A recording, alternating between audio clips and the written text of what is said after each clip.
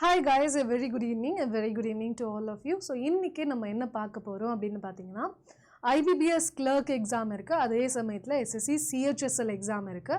இது ரெண்டுத்துலயும் எது பெஸ்ட், clerk-ஆ CHSL-ஆ, எது வந்து உங்களுக்கு ஆப்டா இருக்கும், எது நீங்க சூஸ் பண்ணலாம் அப்படின்ற ஒரு டிஸ்கஷன்ல தான் பாத்தீங்கன்னா இன்னைக்கு இந்த செஷன் ஆரம்பிச்சிருக்கும். சரிங்களா?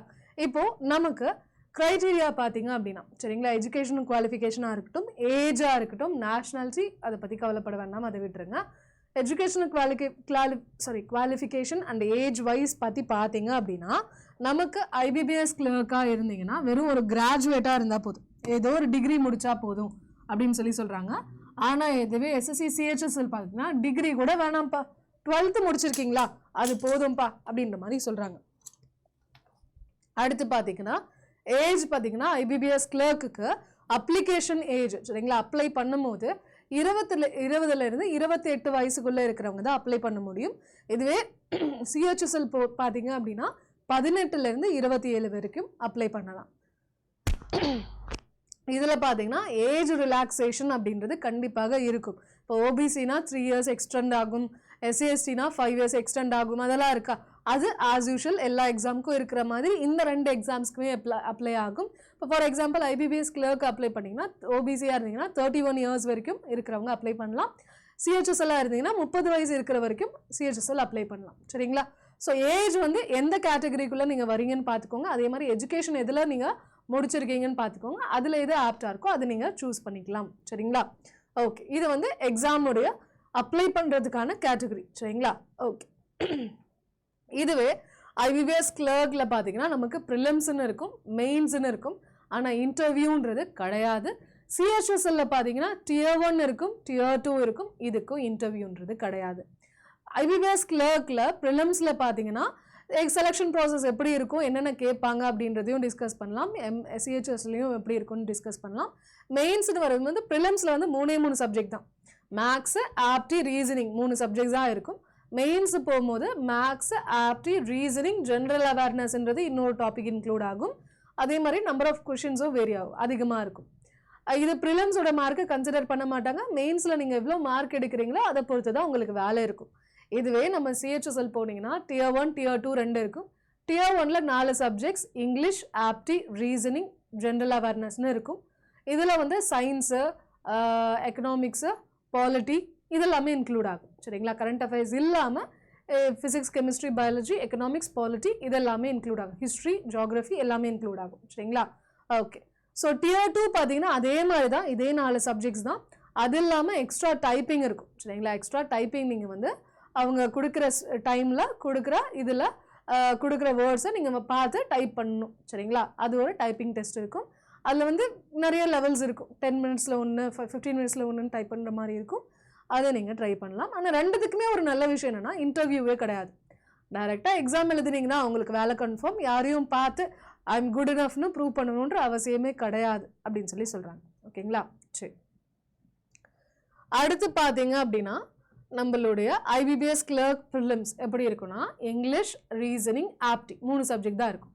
இது வந்து மெயின்ஸ் போனீங்க ஓகேங்களா, 3 சப்ஜெக்ட்ஸ் தான் இருக்கும். 3 சப்ஜெக்ட், இங்கிலீஷ் பார்த்தீங்கன்னா 30 கொஷின், ரீசனிங் 35, ஆப்டி 35, ஸோ மொத்தமாக 100 கொஷின். சரிங்களா? 60 நிமிஷம். இதில் வந்து செக்ஷனல் டைமிங் இருக்கும். இது என்னன்னா செக்ஷனல் டைமிங் இருக்கும். அதாவது இங்கிலீஷ் 20 நிமிஷம் தான். 20 நிமிஷத்தில் முடிச்சிங்களா, அடுத்து நீங்கள் முடிச்சிங்களோ இல்லையோ 20 நிமிஷம் ஆயிடுச்சுன்னா அடுத்து போயிடும், ரீசனிங்க்கு போயிடும். ரீசனிங்ல 20 நிமிஷத்துல நீங்க முடிச்சிங்களோ இல்லையோ அடுத்து குவான்டிக்கு போயிடும். அதே மாதிரி மேம் எனக்கு ஃபர்ஸ்ட் இங்கிலீஷ் வேண்டாம், நான் ஃபர்ஸ்ட் ஆப்டி போடுறேன் அப்படிலாம் நினைச்சாலும் மாற்ற முடியாது. அவங்க என்ன ஆர்டர்ல கொடுக்குறாங்களோ அந்த ஆர்டர்ல தான் நம்ம எக்ஸாம் எழுத முடியும். சரிங்களா? இது IBPS கிளர்க் உடைய ப்ரிலிம்ஸ் உடைய எக்ஸாம். மெயின்ஸ் பார்க்கும்போது என்ன ஆகும்னா மெயின்ஸ் இல்லப்போ ஜென்ரல் அவேர்னஸ்ன்றது, ஜென்ரல் அவேர்னஸ் அல்லது பேங்கிங் அவேர்னஸ் அல்லது கம்ப்யூட்டர் அவேர்னஸ்ன்றது இன்க்ளூட் ஆகும்.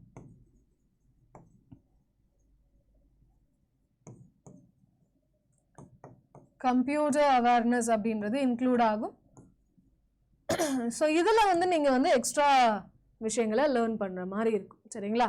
ஓகே, இது வந்து மெயின்ஸுக்கு மட்டும், ப்ரிலிம்ஸ்க்கு கிடையாது, மெயின்ஸுக்கு மட்டும் வரும். ஓகே, அடுத்து பார்த்தீங்க அப்படின்னா SSC CHSL Tier 1 இது பார்த்தீங்கன்னா மொத்தமாக என்னது 100 கொஷின் தான்.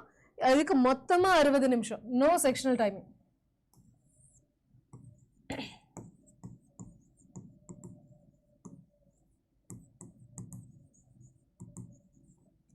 No sectional timing. சரிங்களா? ஸோ இங்கிலீஷ் எழுதிட்டு இருக்கும்போது என்னடா இது இங்கிலீஷ் போரிங்காக இருக்குது, சரி ஓகே ரீசனிங் போய் ஒரு கொஷனை போடும் அப்படின்னு போடலாம். ரீசனிங் ஓவராக மண்டையை குழப்புறமா இருக்குது, சரி ஜிஎஸ் ஒன்று போடும் அப்படின்னு போய் மாற்றி போடலாம். சரிங்களா? செக்ஷனல் டைமிங் கிடையாது, மாற்றி மாற்றி டாபிக்ஸ் அட்டன் பண்ணலாம். ஸோ இதில் நீங்கள் ஸ்மார்ட்டாக என்ன பண்ணலாம் அப்படின்னு பார்த்தீங்கன்னா, இங்கிலீஷையும் ஜென்ரல் அவேர்னஸையும் டக்கு டக்குன்னு முடிச்சுட்டு, ஏன்னா இது ரெண்டுத்துலேயுமே ஒன்று தெரியும் அல்லது தெரியாது, இதுதான் பதிலாக போட போகிறீங்க. ஸோ அதை ரெண்டுத்தையும் முடிச்சுட்டு ஆப்டி ரீசனிங்க்கு கொஞ்சம் டைம் அதிகமாக ஸ்பெண்ட் பண்ணலாம். சரிங்களா? 10 நிமிஷத்தில் 7லேருந்து 10 நிமிஷத்துக்குள்ளே இங்கிலீஷும் ஜென்ரல் அவேர்னஸும் முடிச்சிட்டிங்க அப்படின்னா சூப்பராக இருக்கும். சரிங்களா? ஓகே. ஜிகேல ஜென்ரல் அவேர்னஸ்னு சொல்லுவாங்க. Current affairs, history, polity, geography, economics, science, physics, chemistry, biology எல்லாமே சேர்ந்து வரும். ஓகேங்களா? சரி. இதுவும் பார்த்தீங்கன்னா என்னது Tier 1 மார்க்கு கன்சிடர் பண்ண மாட்டோம், கட் ஆஃப் வச்சுருப்பாங்க, அதை கிளியர் பண்ணிட்டா முடிஞ்சிருச்சு. அடுத்து Tier 2ல் நீங்கள் எவ்வளோ மார்க் எடுக்கிறீங்களோ அதை பொறுத்து தான் உங்களுக்கு ஃபைனல் வேலை இருக்கும். சரிங்களா? ஓகே. அடுத்து பார்த்தீங்கன்னா நம்மளுடைய போஸ்டிங் ஏரியா. சரிங்களா? ஸோ எங்கே IBPS கிளர்க்கு எங்கே இருக்குன்னா மோஸ்ட்லி பேங்க்ஸில் தான் இருக்கும். சரிங்களா? பேங்க்கில் தான் உங்களுக்கு வேலை ஆப்வியஸ்லி IBPS கிளர்க்குன்றது தெரியும். அர்பன் அல்லது செமி அர்பன் பேங்க்ஸாக இருக்கும். இதுவே CHSL பார்த்தீங்கன்னா மினிஸ்ட்ரியல் டிபார்ட்மெண்ட்ஸ் அல்லது அதர் ஆஃபீஸஸாக இருக்கலாம். ஓகேங்களா? கவர்மெண்ட் சென்ட்ரல் கவர்மெண்ட் ஆஃபீஸஸில் இருக்கும். டெசிக்னேஷன் உங்களுக்கு என்னவா இருக்குன்னா கிளர்க்கு, ஆஃபீஸ் அசிஸ்டன்ட் அந்த மாதிரி இருக்கும். இதில் வந்து என்னென்ன போஸ்ட்லாம் அவைலபிளாக இருக்குன்னா LDC lower divisional clerk, JSA junior security assistant, PA, SA, DEO. சரிங்களா? இந்த மாதிரி போஸ்டெல்லாம் இருக்கும். சரிங்களா? Security assistant, okay, data entry operator, அந்த மாதிரி வேலைகள். நேச்சர் ஆஃப் அ ஜாபோடைய நேச்சர் எப்படி இருக்கும் அப்படின்னா கிளரிக்கலாக தான் இருக்கும். மோஸ்ட்லி என்னென்னா கஸ்டமர் ஹேண்டில் பண்ணுறதா இருக்கும். ஒன்றே சொல்லணும்னா பேங்க்கில் வந்து PO மேனேஜர்ஸ் இருக்கிறத விட கிளர்க்கு தான் நிம்மதியான வாழ்க்கையாக வாழ்ந்துட்டு இருக்காங்க பேங்கிங்கில். இதுவே வந்து நம்ம இங்கே போனோம் அப்படின்னா CHSL போனோம்னா டேட்டா என்ட்ரி அல்லது ஆஃபீஸ் டாக்குமெண்டேஷன் அதுக்கு சம்மந்தமான விஷயங்களாக இருக்கும். சரிங்களா? ஓகே. அடுத்து பார்த்தீங்க அப்படின்னா நம்மளுடைய சம்பளம் எவ்வளோதான் வேலை என்னதான் இதுவாக இருந்தாலும் நம்ம at the end of the day எதுக்காக போகிறோம்? சம்பளத்துக்காக தான் வேலைக்கு போகிறோம். சரிங்களா? ஓகே. ஸோ பேசிக் பே பார்த்தீங்கன்னா 19,900. ஸோ கிட்டத்தட்ட கையில் எவ்வளோ வரும்னா ஒரு 30,000 33,000 வரும். சரிங்களா? 30,000 33,000 நீங்கள் கையில் வாங்கலாம். இதுவே CHSL பார்த்தீங்கன்னா 19,900 அப்படின்றது தான் கரெக்டானது. பேசிக் பே ரெண்டுமே சேம் தான். ஆனால் இது பார்த்தீங்கன்னா போஸ்ட்டை பொறுத்து வேரி ஆகலாம். உங்களுக்கு dearness allowance, housing rent allowance எல்லாமே ரெண்டுத்துலேயுமே அப்ளை ஆகும். பட் எனக்கு தெரிஞ்சு கிளர்க்கை விட CHSL நீங்கள் அதிகமாகவே பே வாங்குவீங்க. ஒரு 38லேருந்து 42க்குள்ளே வரும். சரிங்களா? CHSL. ஓகே. சரி. என்னென்ன அலவன்ஸ் இருக்குன்னா dearness allowance, housing rent allowance, transport allowance எல்லாமே IBPS கிளர்க்கு கொடுப்பாங்க. அதே மாதிரி இதுக்கும் இந்த மெடிக்கல் அலவன்ஸ் எல்லாமே CHSLக்கு இருக்கும். ஆல்மோஸ்ட் சிமிலர் தான். பட் சென்ட்ரல் கவர்மெண்ட்னாலே ஸ்டேட் கவர்மெண்ட்டை விட கொஞ்சம் ப்ரோஸ் அதிகமாக இருக்கும். ஓகேங்களா? இந்த மாதிரி என்னது பர்க்ஸ் அண்ட் பெனிஃபிட்ஸ் கொஞ்சம் அதிகமாக தான் இருக்கும். ப்ரொமோஷன் பார்த்தீங்கன்னா இன்டர்னல் எக்ஸாம் எழுதி நீங்கள் என்ன பண்ணலாம், டக்குன்னு அடுத்தடுத்த போஸ்டிங்க்கு நீங்கள் போகலாம். ஒரு வாட்டி எக்ஸாம் எழுதி உள்ளே போய் கிளியர் பண்ணிட்டு உள்ளே போயிட்டீங்கன்னா அடுத்து என்னது இன்டர்னல் எக்ஸாம் நடக்கும். அப்போ நீங்கள் எழுதி மாதிரி டக்குன்னு மேலே போகலாம். ஆனால் CHSL அந்த அளவுக்கு டக்குன்னு மேலே போக முடியாது. இப்போ போன வருஷம் கிளர்க்காக ஜாயின் பண்ணுவேன், அடுத்த வருஷம் என்னது அவன் POவா உட்கார்ந்தாலுமே அசிஸ்டன்ட் மேனேஜராக உட்கார்ந்தாலுமே ஷாக் ஆக முடியாது. அப்படி நடந்திருக்கு. ஆனால் இதில் வந்து SSC CHSL வந்து அவ்வளோ ஈஸியாக முடியாது. ஏன்னா சென்ட்ரல் கவர்மெண்ட் ஜாப் கொஞ்சம் ஸ்லோவாக தான் ப்ராசஸ் இருக்கும். பட் அதே சமயத்தில் ஸ்டடியாக இருக்கும். ஓகேங்களா? கொஞ்சம் கொஞ்சமாக தானாக மூவ் ஆகிட்டே போகும். எண்டில் நல்லாவே இருக்கும். சரிங்களா? ஓகே. IBPS கிளர்க் பார்த்தீங்கன்னா ஃபிக்ஸட் ஒர்க்கிங் ஹவர்ஸாக இருக்கும். பப்ளிக் கூட நீங்கள் இன்ட்ராக்ட் பண்ணுற மாதிரி இருக்கும். சேல்ஸ் ப்ரெஷர் வந்து இருக்கவே இருக்காது. நோ சேல்ஸ் ப்ரெஷர் அப்படின்னு சொல்ல முடியாது. மைல்டுலேருந்து ஹையாக இருக்கும். சரிங்களா? மைல்டாக இருக்கலாம் அல்லது ரொம்ப அதிகமாகவும் இருக்கலாம். அது பேங்க்கை பொறுத்து, எந்த பேங்க்குக்கு போகிறீங்களோ அதை பொறுத்து. ஓகேங்களா? இதுவே SSC CHSL இருந்தீங்கன்னா ஃபிக்ஸட் ஹவர்ஸ் 9 to 5னா 9 to 5 தான். அதை தாண்டி நீங்கள் ஒரு 5 நிமிஷத்துக்கு மேலே ஒரு செகண்ட் கூட நீங்கள் அங்கே இருக்கணுன்ற அவசியம் கிடையாது. டெஸ்க் ஜாப் தான். போனீங்களா, டெஸ்கில் உட்காந்திங்களா, வந்தீங்களா, அவ்வளோதான். ப்ரெஷர்லாம் சுத்தமாக இருக்காது. சரிங்களா? சுத்தமாக இருக்காது. இன்னும் ஸ்டெபிலிட்டி இருக்கும், ஒர்க் லைஃப் பேலன்ஸ்னு ஒரு விஷயம் இருக்கும். இப்போ இருக்கிற ஜென்ரேஷன் அதை நோக்கி தான் போகிறாங்க. 90s கிட்ஸ் நாங்களாம் ஒர்க் லைஃப் பேலன்ஸ் அப்படின்னான்னு கேட்போம் சரிங்களா. ஆனால் ஒர்க் லைஃப் பேலன்ஸ் பார்த்தீங்கன்னா ரொம்ப முக்கியமாக கவர்மெண்ட் ஜாப்ல நம்மளால் பார்க்க முடியும் ஓகேங்களா. ஆனால் ஐபிபிஎஸ் கிளர்க்கெலாம் பேங்கிங்லாம் போகும்போது ஒர்க் லைஃப் பேலன்ஸ்ன்றது கொஞ்சம் கஷ்டமாக தான் இருக்கும். ஓகே, இதுவே ஐபிபிஎஸ் கிளர்க் பார்த்தீங்கன்னா பேங்க்லேயோ பேங்க்கோட பிரான்ச்சஸ் அதாவது ரூரல் அல்லது செமி அர்பன் ஏரியாஸில் தான் இருக்கும். அண்ட் சிஹெச்எஸ்எல் பார்த்தீங்கன்னா சென்ட்ரல் கவர்மெண்ட் ஜாப் டெல்லி அல்லது ரீஜனல் ஹெட் குவார்ட்டர்ஸில் தான் இருக்கும்னு சொல்கிறாங்க சரிங்களா. சென்னையில் அந்த மாதிரி மெயின் சிட்டிஸில் இருக்குன்னு தான் சொல்கிறாங்க. சொந்த ஊரில் கிடைக்கிறதுக்கான பாசிபிலிட்டி கொஞ்சம் கம்மி. எம்டிஎஸ்னால் கண்டிப்பாக தான் கிடைச்சிரும். இது வந்து பாசிபிலிட்டி கம்மி, பட் கிடைக்கலாம், கிடைக்கவே முடியாதுன்னு சொல்ல முடியாது, கிடைக்கலாம். ஓகே, ஐபிபிஎஸ் கிளர்க் கிளியர் பண்ணிங்கன்னா நீங்கள் என்ன பண்ணலாம், பிஓவாவோ மேனேஜராகவோ போக முடியும். எஸ்எஸ்சி நீங்கள் கிளியர் பண்ணிங்கன்னா செலெக்ஷன் ஆஃபீஸராகவும் இன்ஸ்பெக்டராகவும் போக முடியும். அதுக்கு டைம் கொஞ்சம் எடுக்கும் சரிங்களா. இது வந்து ஃப்ரீ, அடிக்கடிக்கு இன்டர்னல் எக்ஸாம் நிறைய வைப்பாங்க. இங்கே டிபார்ட்மெண்டல் ப்ரொமோஷன்ஸ் தான் இருக்கும் சரிங்களா. இன்டர்னல் எக்ஸாம் வச்சுலாம் போகிற மாதிரி இருக்காது.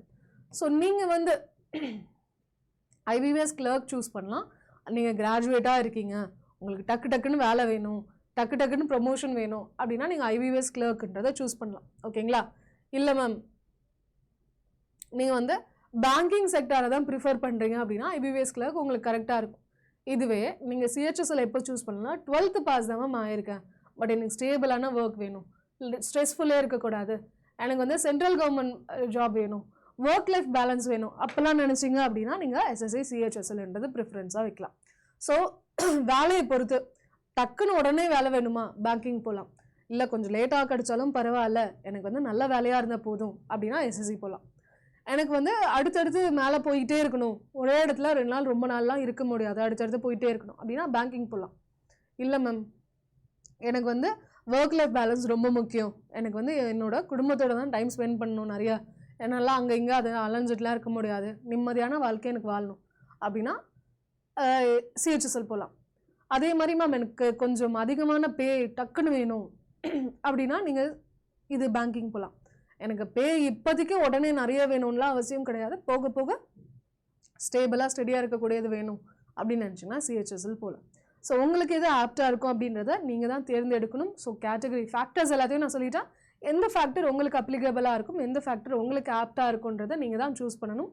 நம்மளோட மொபைல் ஆப் இன்ஸ்டால் பண்ணாதவங்க மறக்காமல் மொபைல் ஆப் இன்ஸ்டால் பண்ணிக்கோங்க. இந்த வீடியோ கீழே லிங்க் இருக்கும், போய் என்னது இன்ஸ்டால் பண்ணிக்கோங்க. அண்ட் அந்த ஆப்பில் பார்த்தீங்கன்னா இருக்கக்கூடிய எல்லா ஃபீச்சர்ஸும் ரொம்ப ரொம்ப இம்பார்ட்டண்டான ஃபீச்சர்ஸ், எல்லாமே நம்ம எக்ஸாமுக்கு ரொம்பவே ஹெல்ப்ஃபுல்லாக இருக்கும். மிஸ் பண்ணிடாதீங்க, நம்மளுடைய ஆப்பை இன்ஸ்டால் பண்ணிக்கோங்க. செஷன் பிடிச்சிருந்தது அப்படின்னா மறக்காமல் லைக் பட்டனை போட்டுருங்க. அண்ட் இதே மாதிரி செஷன்ஸ் ரெகுலராக வரணும்னு ஆசைப்பட்டீங்கன்னா நம்மளை ஃபாலோ பண்ணவும் மறந்துடாதீங்க சரிங்களா. Thank you guys, thank you so much. I will see you guys in the next session. Bye bye.